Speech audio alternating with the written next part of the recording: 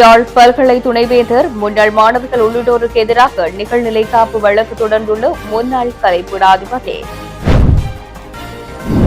சுரேஷ் செல்லை விவகாரம் சற்று முன்னர் நீதிமன்றம் பிறப்பித்த உத்தரவு. யாழ் மறைமாவட்ட புதிய ஆயர் யாழ்ப்பாணத்துக்கு விஜயம். வைத்தியசாலையில் உள்ள சுரேஷ் செல்லை எடுத்து திடீர் தீர்மானம். ராமநாதன் கல்லூரி மாணவியின் மரணம் ஒரு வருடமாகியும் முடிவு காணாத விசாரணை கடுமையாக சாடும் யோசிப் ஸ்டாலின்.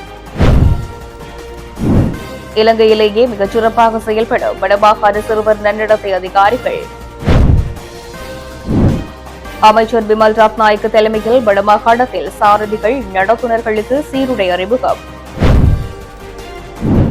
அவசர கால நிலை நீடிக்கப்பட மாட்டாது அரசாங்கத்தின் அறிவிப்பு. கோட்டாபயவிடம் வாக்குமூலம் பதிவு தனிப்பட்ட செயலாளருக்கு விளக்கமறியல் நீடிப்பு.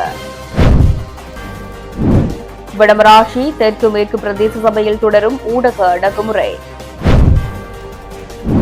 தாந்தாமலை முருகன் ஆலய பூர்வீக வரலாற்றை சில தமிழ் அரசியல்வாதிகள் தெரிவுபடுத்துகின்றார்கள். கொக்கட்டிச்சோலை பிரதேச சபை தவிசாளர். தமிழக முதல்வர் விஜயுடன் இலங்கை துணை தூதுவர் சந்திப்பு. தொடர்பது விரிவான செய்திகள்.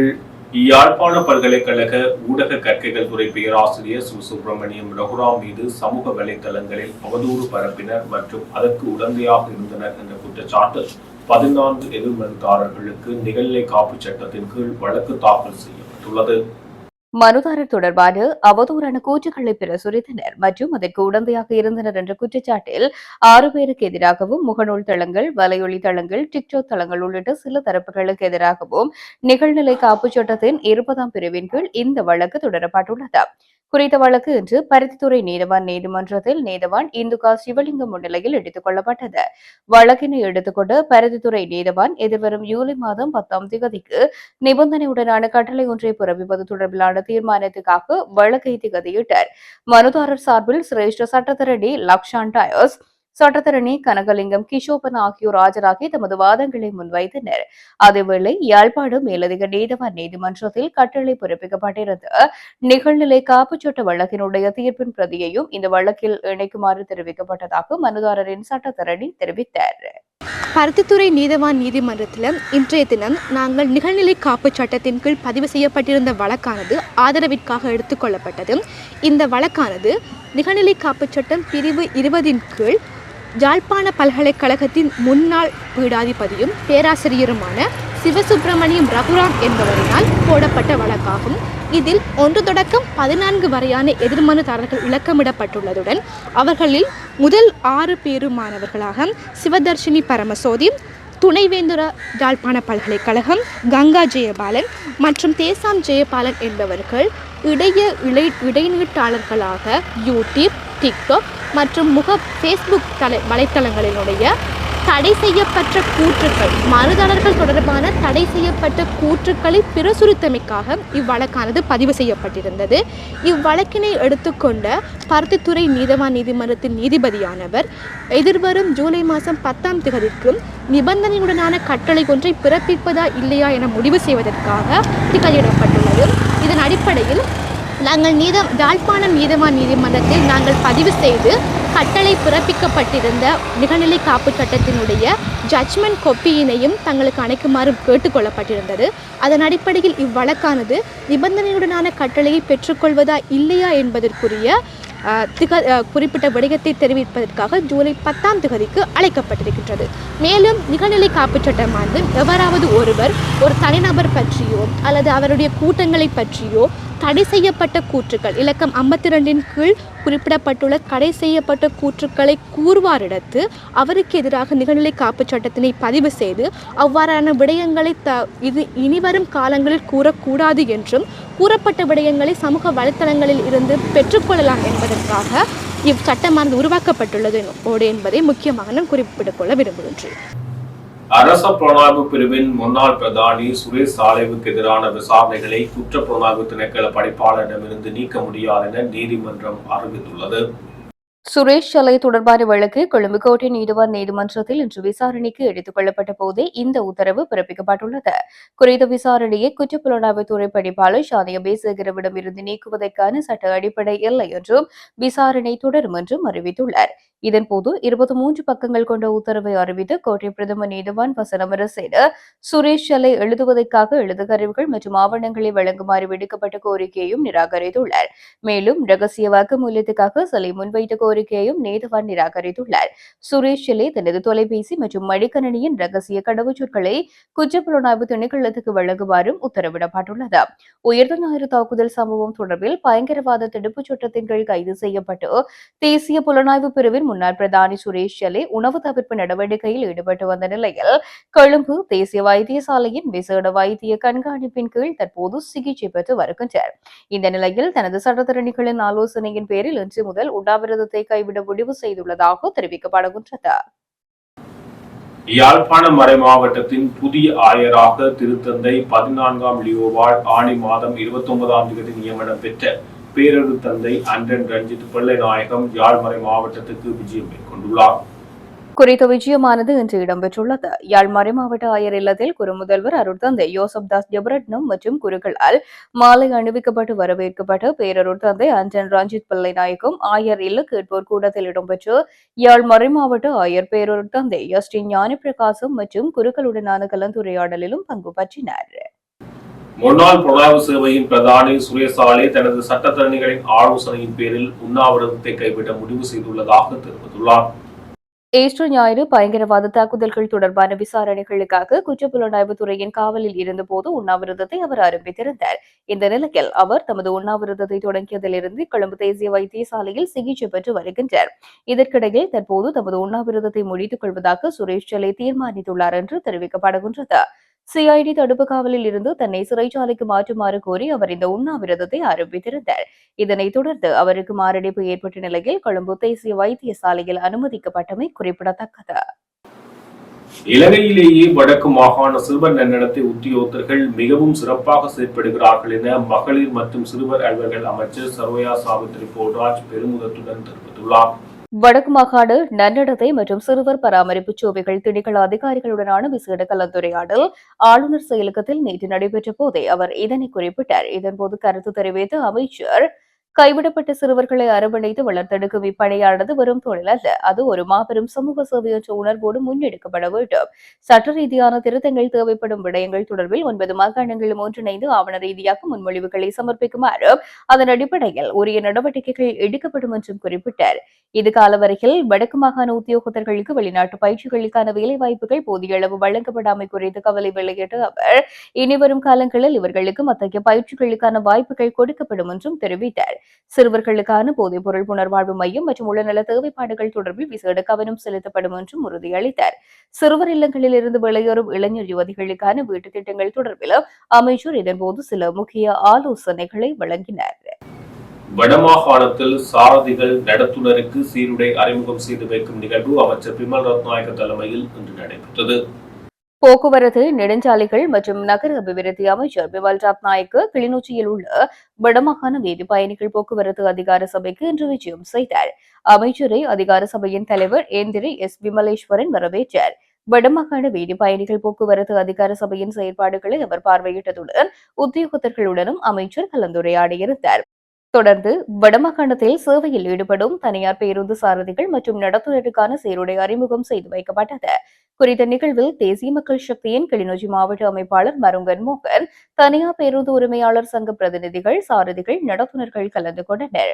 வடமாகாண வீதி பயணிகள் போக்குவரத்து அதிகார சபைக்கு முறைப்பாடு தெரிவிக்கத்தக்க வகையில் தொலைபேசி இலக்கம் பதிக்கப்பட்டு சீருடையானது அறிமுகம் செய்து வைக்கப்பட்டது. இதன் மூலம் பயணிகளுக்கு வினைத்திறனான சேவை வழங்கப்பட உள்ளமை குறிப்பிடத்தக்கது. பொது அவசர கால நிலைமையினை இம்மாதம் முதல் மேலும் நீடிக்கப் போவதில்லை என அரசாங்கம் அறிவித்துள்ளது. அரசாங்க தகவல் திணைக்களத்தில் இன்று இடம்பெற்ற ஊடகவியலாளர் சந்திப்பில் கலந்து கொண்டு அமைச்சரவையின் பேச்சாளர் அமைச்சர் நலிந்த ஜாயதிச இதனை குறிப்பிட்டுள்ளார். டிட்வா புயலுக்கு பிறகு எதிர்க்கட்சிகளுடனான கலந்துரையாடல்களை அடுத்து அவசர கால நிலையை நடைமுறைப்படுத்தும் முடிவு ஆரம்பத்தில் எடுக்கப்பட்டது என்று கூறினர். அவசர கால சட்டம் தவறாக பயன்படுத்தப்படலாம் என்று கூறி சில குழுக்கள் அச்சத்தை உருவாக்க முயன்ற போதிலும் புயலால் பாதிக்கப்பட்ட பகுதிகளில் புனரமைப்பு மற்றும் அபிவிருத்தி பணிகளுக்கு ஆதரவளிக்கும் நோக்கத்திற்காக மட்டுமே அரசாங்கம் அதை நடைமுறைப்படுத்தியது என்று அவர் குறிப்பிட்டார். எந்தவொரு குடிமகன், பத்திரிகையாளர் அல்லது ஊடக நிறுவனத்துக்கும் சிரமத்தை ஏற்படுத்த இது பயன்படுத்தப்படாது என்று நாங்கள் உறுதியளித்தோம். மேலும் வாக்குறுதி அளித்தபடியே நாங்கள் செயல்பட்டுள்ளோம் என்று ஜெயதிச கூறினார். அவசர கால சட்டத்தை மேலும் நீடிக்கும் எதிர்பார்ப்பு அரசாங்கத்துக்கு இல்லை என்றும் அதன் பயன்பாடு தற்காலிகமானது மற்றும் பேரிடர் மீட்பு பணிகளுடன் கண்டிப்பாக பிணைக்கப்பட்டுள்ளது என்றும் அமைச்சர் மேலும் வலியுறுத்தினார். முன்னாள் ஜனாதிபதி கோட்டபய ராஜபக்சவின் முன்னாள் தனிப்பட்ட செயலாளரும் அரசியல் செயற்பாட்டாளருமான சுகீஸ்வர பண்டாரவுக்கு விளக்கமறியல் நீடிக்கப்பட்டுள்ளது. இதன் அடிப்படையில் எதிர்வரும் ஜூலை மாதம் 8ஆம் தேதி வரை அவரை மேலும் விளக்கமறியலில் வைக்குமாறு கொழும்பு கோட்டை நீதிவான் நீதிமன்றம் உத்தரவிட்டுள்ளது. கொழும்பு கோட்டை நீதிவான் நீதிமன்றத்தில் இன்று காலை முன்னிலைப்படுத்தப்பட்ட போதே நீதிவான் ஃபெசன் அமரசேன இந்த உத்தரவை பிறப்பித்துள்ளார். அத்துடன் சுகீஸ்வர பண்டாரவின் பிணை விண்ணப்பம் மீதான கட்டளையையும் நீதிவான் ஜூலை 8ஆம் தேதி வரை ஒத்திவைத்துள்ளதாக தெரிவிக்கப்படுகின்றது. இந்த நிலையில் இன்றைய நீதிமன்ற விசாரணைகளின் போது இந்த விவகாரம் தொடர்பாக முன்னெடுக்கப்பட்டு வரும் விசேட விசாரணைகளின் ஒரு பகுதியாக முன்னாள் ஜனாதிபதி கோட்டாபய ராஜபக்சவிடமிருந்து ஒரு வாக்குமூலம் பதிவு செய்யப்பட்டுள்ளதாக மத்திய குற்றப்புலனாய்வு பணியகம் நீதிமன்றத்துக்கு தெரிவித்துள்ளது. ஒரே நேரத்தில் 2 வெவ்வேறு அரசு நிறுவனங்களில் இருந்து சட்டவிரோதமாக 2 மாதாந்த சம்பளங்களை பெற்றுக் கொண்டதாக தெரிவிக்கப்படும் குற்றச்சாட்டின் கீழ் கடந்த ஜூன் மாதம் 18ஆம் தேதி சுகீஸ்வர பண்டார கைது செய்யப்பட்டு விளக்கமறியலில் வைக்கப்பட்டிருந்தமை குறிப்பிடத்தக்கது.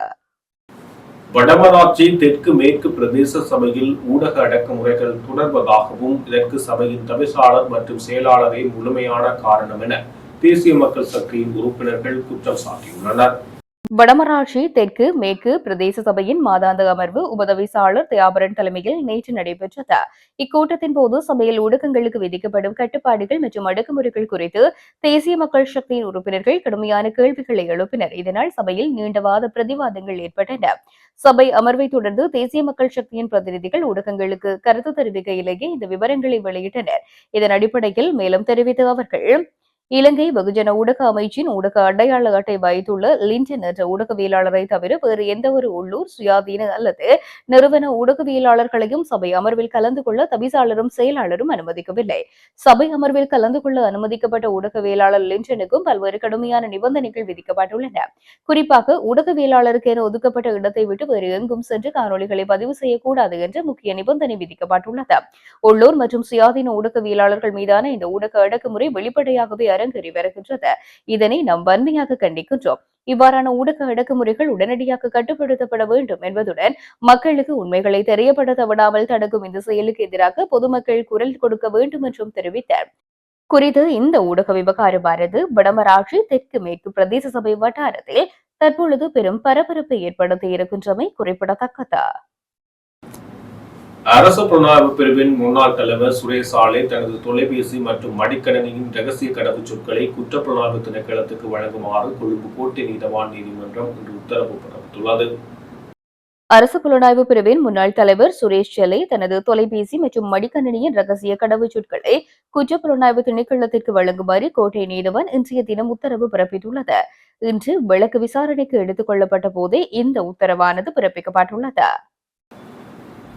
மட்டக்களப்பு தாந்தாமலை முருகன் கோவிலுக்கு வெளிநாட்டு தூதுவர்களை அழைத்து வந்து அதன் வரலாற்றையும் தமிழர்களுடைய தொன்மையான பூர்வீக இடங்களையும் பேராதிப்பு பற்றி பிரதேச சபை தவிசாளர் திரிவுபடுத்தி அரசியலுக்காக பொய்யான பிழையான கருத்துக்களை வழங்கி தமிழர்களின் வரலாற்றை சீர்குலைத்து வருகிறார் என குக்கட்டிச்சோலை பிரதேச சபை தவிசாளர் கிரேஸ்குமார் கண்டனம் தெரிவித்துள்ளார். கடந்த வாரம் ஜெர்மனி தூதுவரை போரதீவு பற்றி பிரதேச சபை தவிசாளர் மதிமேனின் குறித்த ஆலயத்திற்கு அழைத்து சென்று ஆலயம் 300 வருடம் என பொய்யான கருத்துக்களை ஊடகங்களுக்கு தெரிவித்துள்ளார். இதற்கு கடும் கண்டனம் தெரிவித்து கொக்கட்டிச்சோலை பிரதேச சபை தவிசாளர் புதன்கிழமையான நேற்றைய தினம் ஊடகங்களுக்கு கருத்து தெரிவிக்கையில் இவ்வாறு தெரிவித்தார். மட்டக்களப்பு தாந்தாமலை ஸ்ரீ முருகன் கோவில் வரலாறு அதனுடைய கலை கலாச்சார பண்பாட்டு விழுமியங்கள் தொடர்பாக பிரதேசத்தில் இருக்கும் ஒரு சில தமிழரசு கட்சி செயற்பாட்டாளர்களால் செயல்பாடு நடைபெற்றது. அதை நாங்கள் சென்று பார்வையிட்டு நாங்கள் அவர்களுடைய கருத்துக்கள் பொய்யான பிழையான திரிவுபடுத்தப்பட்ட கருத்துக்களாக அமைந்தது. இந்த பிரதேசம் தொல்லியல் பிரதேசமாக பிரகடனப்படுத்தப்பட்டிருக்கும் இந்த வேளையில் அந்த ஆலயத்தில் தீப்பற்றி எரிந்து அந்த மின்சார பெட்டியை சாணக்கியனின் அறிவுறுத்தலில் பூட்டப்பட்டிருந்தது என தெரிவித்திருந்தார். ஆனால் அங்கு இருந்த மின்சார பெட்டி புதுப்பிக்கப்படவில்லை. அதேவேளை குறித்த ஆலயம் 300 வருடம் பழமை வாய்ந்ததாக போரதீவு பற்றி பிரதேச சபை தவிசாளர் மதிமேனன் குறிப்பிட்டிருந்தார். ஆனால் அவருக்கு அந்த ஆலயத்தின் வரலாறு உண்மையான ஆண்டுகள் தெரியாது. கிபி 301 3700 வருடங்கள் வரலாற்றை இந்த ஆலயம் கொண்டிருக்கின்றது. இருந்தபோதும் பழமை வாய்ந்த பிரதேசங்கள் தொல்பொருள் அறிவிக்க முடியும் என்கின்ற வரலாறு அவர்களுக்கு தெரியாது. ஆகவே இப்படியான ஒரு குழப்பமான நிலையை உருவாக்க எங்களுடைய பிரதேசத்தின் வளர்ச்சியையும் நமது கலை கலாச்சார பண்பாட்டு விழுமியங்களை சீர்குலைக்கின்ற செயல்பாடாக இது அமைந்திருக்கின்றது. உண்மையாகவே இந்த ஆலயம் மற்றும் பிரதேசத்தின் அபிவிருத்திக்காக பணி செய்ய வேண்டுமாக இருந்தால் ஆலயத்தின் நிர்வாக சபையினரை அழைத்து அவர்களூடாக கலந்து ஆலோசித்து அதற்கான ஒரு திட்ட வரைவு அந்த உயர்ஸ்தானிகரிடம் கையளித்திருக்க வேண்டும். ஆனால் எந்த விதமான ஒரு திட்ட வரைவையோ திட்டமிடல்களோ இல்லாத ஒரு அரசியலுக்காக அந்த இடத்தை அவர்கள் பயன்படுத்தி இருக்கின்றார்கள்.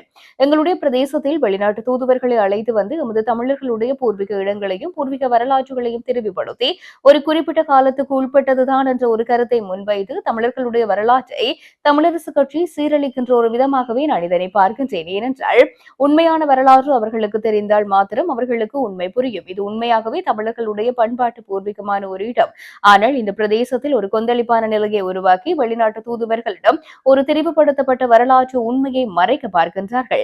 தமிழர்களின் வரலாற்று தொன்மையான பிரதேசங்களை பூர்வீகம் இல்லாத பிரதேசங்களாக காட்டுகின்ற வரலாற்றை மூடி மறைக்கின்ற ஒரு செயல்பாடாகவே நான் இதை பார்க்கின்றேன் என்றார்.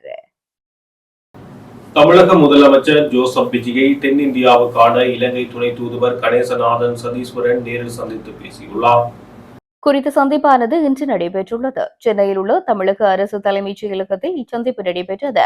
இதன்போது இருதரப்பு முக்கியத்துவம் வாய்ந்த விடயங்கள் குறித்து கலந்துரையாடப்பட்டதோடு இலங்கை துணை தூதுவரினால் முதலமைச்சருக்கு மலர்கொத்து வழங்கி வாழ்த்துக்களும் தெரிவிக்கப்பட்டுள்ளன.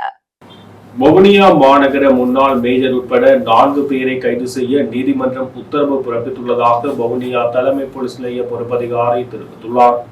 வவுனியா மாநகர சபையின் செங்கோல் பதக்கம் மற்றும் முதல்வர் ஆடை என்பன காணாமல் போனதாக சபையின் செயலாளரால் வவுனியா தலைமை போலீஸ் நிலையத்தில் நேற்று முறைப்பாடு செய்யப்பட்டிருந்தது. குறித்த முறைப்பாட்டுக்கு அமைய சிசிடிவி உதவியுடன் விசாரணைகளை முன்னெடுத்த வவுனியா தலைமை போலீஸ் நிலைய போலீசார் குறித்த சம்பவம் தொடர்பாக முன்னாள் மேயர் உள்ளிட்ட சிலரை கைது செய்ய நீதிமன்றத்தின் அனுமதியை இன்று கோரியிருந்தனர். இதன்போது போலீசாரின் கோரிக்கைகள் தொடர்பாக கவனம் செலுத்திய வவுனியா நீதவான் நீதிமன்றம் வவுனியா மாநகர சபை முன்னாள் மேயர் காண்டிபன் உட்பட 4 பேரை கைது செய்து உடனடியாக நீதிமன்றத்தில் முற்படுத்துமாறு உத்தரவு பிறப்பிக்கப்பட்டுள்ளதாக போலீசார் தெரிவித்தனர். இத்துடன் ஜெஃப்னா கேலரியின் இரவு நேர பிரதான செய்திகள் நிறைவு பெறுகிறது. மேலும் செய்திகளை அறிந்து கொள்ள ஜெஃப்னா கேலரி நியூஸ் எனும் முகப்புத்தக பக்கத்துடனும் www.jeffnagallery.lk என்ற இணைய பக்கத்துடனும் இணைந்திருங்கள்.